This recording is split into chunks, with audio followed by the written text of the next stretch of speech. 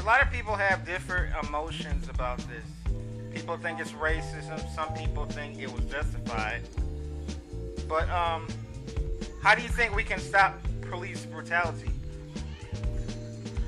The police need to go back to training. They need to, I forget what it's called, but there's a different way you have to deal with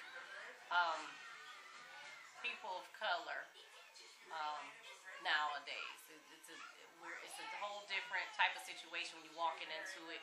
They have, it seems as though the police they have this sense of, they're intimidated by, these young men, and so they're going into these situations just trigger happy, trigger ready, if you will. So they need to address that, and this is statewide. This is, across the country. It's a problem everywhere. So when it becomes a big problem like that, you have to look at the situation. You have to look at the whole policing system and how they're trained. A lot of places are starting to do the body cams. That's gonna help. That's a good idea. That's gonna help a lot. But a lot of these smaller police stations, they don't have the funding for that.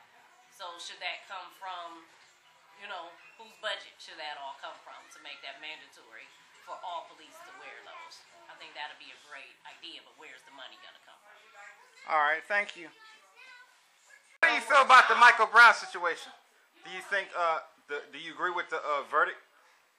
No, I already said what I had to say. A prosecutor can recommend what he wants to do. Okay, just like with anything else. With this grand jury here, not only was they the jury, there was the judge and the executioner. They should have let the system play out. There was a black man don't have a weapon. A white cop shoots him. Okay, and the whole city is going to pieces. If the system is that great, they should indict him and let a jury of his peers in a court of law figure it out. It's just that simple. Okay?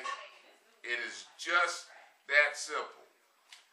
We all knew from Jump Street that he wasn't going to be indicted because they tried to have the police in line, give the police time.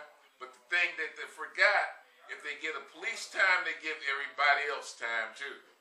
See, that's where the police blew it.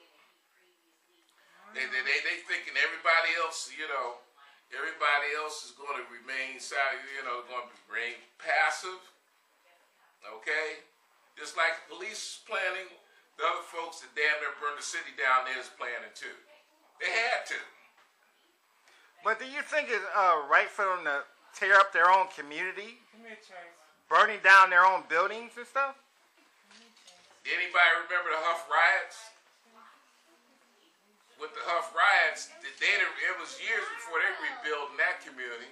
It was years. So no, people shouldn't burn down their own communities because they're taking away their own jobs and stuff like that, Do I condone that type of behavior? No. Do I condemn it? No. I don't condemn it either. Because, they had enough. They expressed themselves the best way they could. Now, you can do whatever you want. You can figure it out however you want with that. Okay? Now, folks in these other countries, America is looking at this country right now. I mean, America's looking at themselves. The whole world is looking at America right now. The whole world is looking at America. How they handle this. Well, they handled it wrong. They handled it wrong, and the thing is that they have to fix it. If our laws are so great, they should indict it. They should indict this cop and let a jury of his peers figure it out. Okay, what is your opinion on the Michael Brown verdict? Well, I would have to say that my opinion may differ from America's opinion. I feel the problem is bigger than just the Mike Brown situation. I really feel like we have a problem with parenting in America and how how we actually raise our children and what we deem acceptable for our children. I think we've had, over the last 10, 15 years, just a total culture of ignorance when it comes to just how we behave. And it's like, I'm not giving a cop a pass for what happened, but what I'm saying is, you take the Mike Brown situation out of it, you got black kids and black young men and black adults across this country acting ignorant on a day-to-day basis. And white people they fear us. I mean, black people fear black people. That's how bad it's gotten. And until you fix it at home, it's just going to get worse and spiral out of control.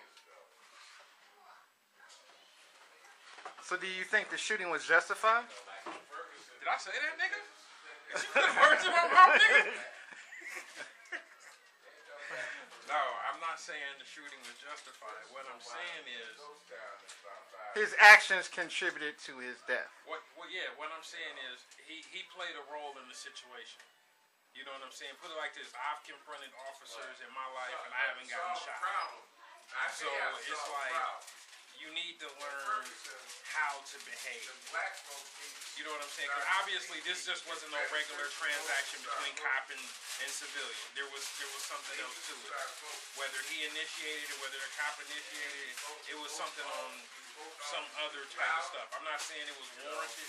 What I'm more so saying is, we need to learn how to behave, period, as a people. I mean, we do the most ignorant things and expect people to treat us like we don't.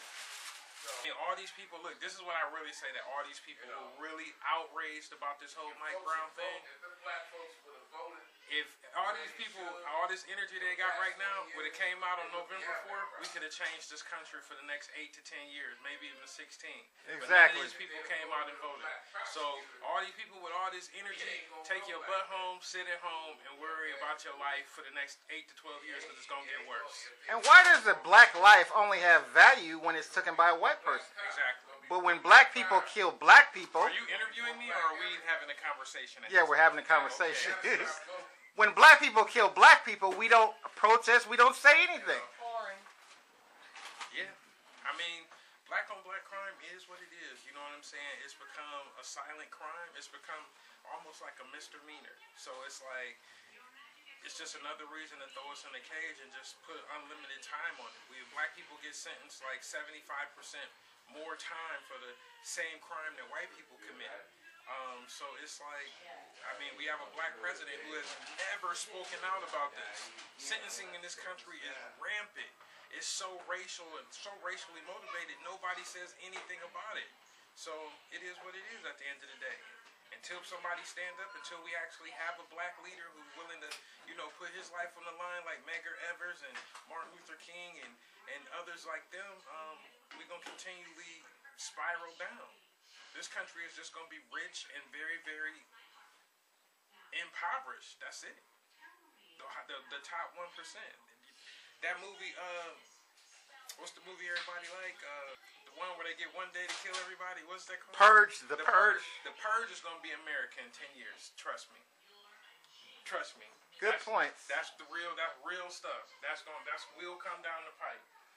I'm not saying it's gonna be what I'm saying is it's just gonna be a wealthy 1%, and it's gonna be a whole bunch of other people doing all kinds of crazy stuff to each other.